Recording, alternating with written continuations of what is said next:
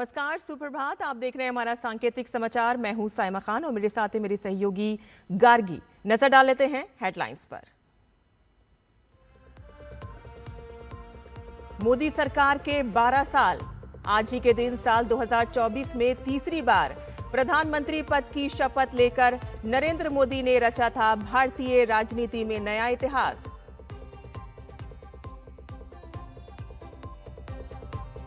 आज जुड़ेगा देश के सीमा प्रबंधन के डिजिटल रूपांतरण में नया अध्याय। केंद्रीय गृह एवं सहकारिता मंत्री अमित शाह करेंगे लैंड पोर्ट मैनेजमेंट सिस्टम का शुभारंभ।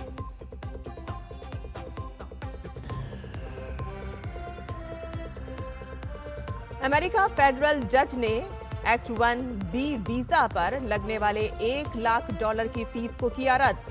अपने फैसले में जज ने कहा कि डोनाल्ड ट्रंप को फीस लगाने का हक नहीं, ये गैर कानूनी।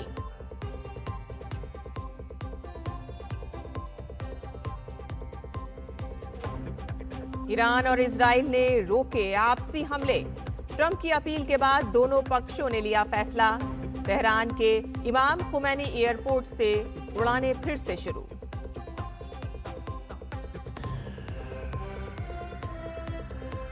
भारत ने अफगानिस्तान को न्यू चंडीगढ़ टेस्ट में पारी और 300 रन से हराया।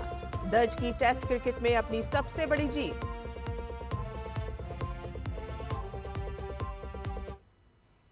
और अब समाचार विस्तार से। आज ही के दिन साल 2024 में तीसरी बार प्रधानमंत्री पद की शपथ लेकर नरेंद्र मोदी ने भारतीय राजनीति में नया इतिहास रच दिया था। लगातार तीसरी बार जनता के भरोसे ने न सिर्फ एनडीए को सत्ता सौंपी, बल्कि पीएम मोदी की अगुवाई में विकसित भारत के संकल्प को नई रफ्तार भी दी। मोदी सरकार के 12 साल पूरे होने पर पीछे मुड़कर देखें तो उपलब्धियों की एक लंबी सूची है, जिन्होंने देश की विकसित यात्रा को नई दिशा दी। राष्ट्र प्रथम के मंत्र के साथ मोदी सरकार का तीसरा कार्यकाल तेज फैसलों और तेज विकास की पहचान बनता दिख रहा है। सुरक्षा के मोर्चे पर भी सरकार का फोकस साफ नजर आता है। नक्सलवाद के खिलाफ निर्णायक कार्रवाई ने देश को नक्सल मुक्त बना दिया, तो वहीं ऑपरेशन सिंदूर ने दुनिया को ये संदेश दिया कि नया भारत आतंक के खिलाफ सिर्फ प्रतिक्रिया नहीं देता, बल्कि जरूरत पड़ने पर निर्णायक जवाब भी देता है। मोदी सरकार के 12 वर्षों की यात्रा सामाजिक और आर्थिक बदलाव की भी कहानी है। विरासत भी विकास भी के संकल्प के साथ मोदी सरकार अब 2047 तक विकसित भारत के लक्ष्य को पूरा करने के लिए 3 गुनी रफ्तार से कदम उठा रही है। कल्याण, विकास, सुरक्षा और आत्मनिर्भरता के 4 स्तंभों पर खड़ा ये सफर आने वाले वर्षों में और तेज होगा।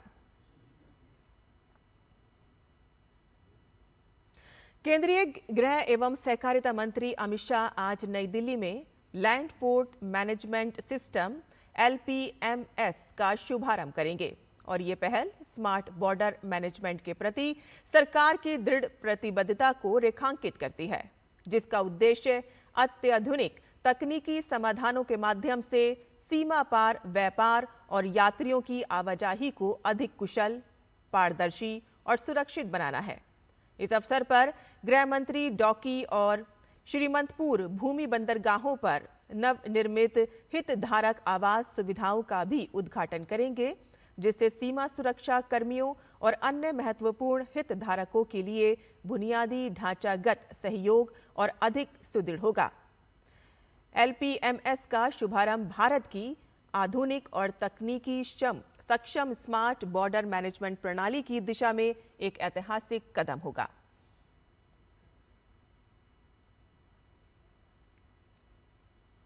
प्रधानमंत्री सुरक्षित मातृत्व अभियान के 10 वर्ष पूरा होने के उपलक्ष्य में स्वास्थ्य और परिवार कल्याण मंत्रालय आज से PMSMA के 10 वर्ष 1 दशक की देखभाल समारोह राष्ट्रव्यापी स्तर पर आरंभ करेगा और ये प्रधानमंत्री सुरक्षित मातृत्व अभियान के सफल कार्यान्वयन के 1 दशक को चिन्हित करता है। भारत की प्रमुख पहलों में से एक इस अभियान का उद्देश्य सुरक्षित गर्भ अवस्था और स्वस्थ मातृत्व सुनिश्चित करना है। केंद्रीय स्वास्थ्य और परिवार कल्याण मंत्री जगत प्रकाश नड्डा उद्घाटन समारोह की अध्यक्षता करेंगे।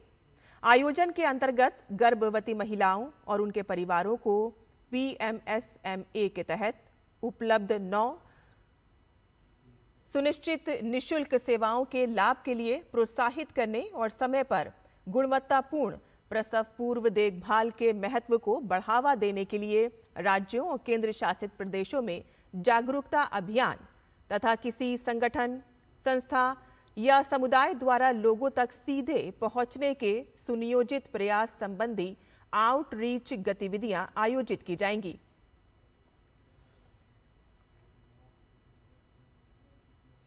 भारत इस साल ब्रिक्स की अध्यक्षता कर रहा है और इसी क्रम में मध्य प्रदेश के इंदौर शहर में ब्रिक्स कृषि मंत्रियों की एक महत्वपूर्ण बैठक आयोजित की जा रही है।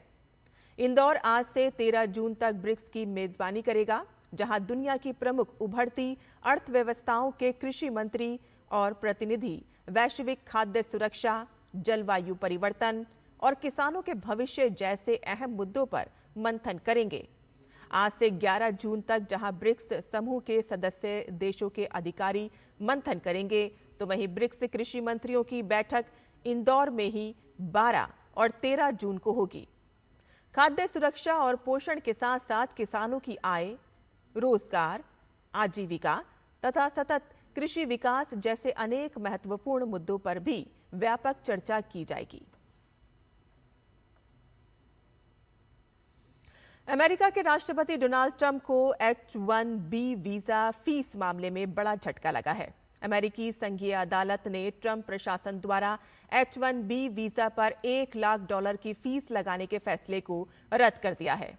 बोस्टन की जिला अदालत के जज लियो सोरोकिन ने यह फैसला सुनाया। अदालत ने अपने फैसले में कहा कि संघीय सरकार के पास इस प्रकार का शुल्क लगाने का स्पष्ट कानूनी अधिकार नहीं था और इसीलिए यह निर्णय कानून की सीमाओं से बाहर माना जाएगा। ट्रंप के इस फैसले के विरोध में डेमोक्रेटिक राज्यों ने अदालत में याचिका दायर की थी। उन राज्यों का तर्क था कि यह शुल्क संघीय सरकार की शक्ति का दुरुपयोग है और इस फैसले से अमेरिका की अर्थव्यवस्था, टेक कंपनियों, विश्वविद्यालयों और अस्पतालों को नुकसान पहुंच रहा है। उन्हें दुनिया के दूसरे देशों से पेशेवर नहीं मिल पा रहे हैं, जिसका खमियाजा अमेरिकन जनता को भुगतना पड़ रहा है। ईरान और इजराइल ने एक दूसरे पर हमले रोकने की घोषणा की है। यह फैसला अमेरिकी राष्ट्रपति डोनाल्ड ट्रंप की तत्काल युद्ध विराम की अपील के बाद लिया गया है। हालांकि दोनों देशों ने चेतावनी दी है कि किसी भी नए हमले का कड़ा जवाब दिया जाएगा। रविवार रात ईरान ने इजराइल पर मिसाइल हमला किया था और जिसे उसने लेबनान में हिजबुल्लाह के ठिकानों पर इजरायली हमलों का जवाब बताया था और इसके बाद इजराइल ने ईरान के एक पेट्रोकेमिकल संयंत्र को निशाना बनाया। ईरान ने भी इजराइल के हाइफा शहर में जवाबी कार्रवाई करने का दावा किया था। इजराइल के प्रधानमंत्री बेंजामिन नेतन्याहू ने कहा कि उनका देश फिलहाल गोलीबारी रोक रहा है। हालांकि ईरान और लेबनानी गुट हिजबुल्लाह के खिलाफ लड़ाई खत्म नहीं हुई है।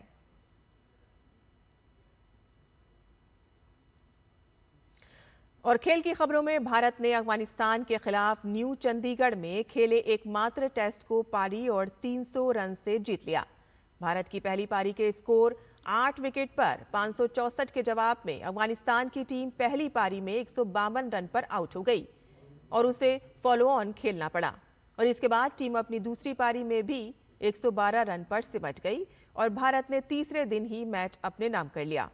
इस मैच में डेब्यू करने वाले भारतीय स्पिनर मानव सुथार ने शानदार प्रदर्शन करते हुए कुल 7 विकेटें हासिल की, तो वहीं वाशिंगटन सुंदर ने दूसरी पारी में 4 विकेटें लीं और अब दोनों टीमों के बीच 3 मैचों की वनडे सीरीज खेली जाएगी।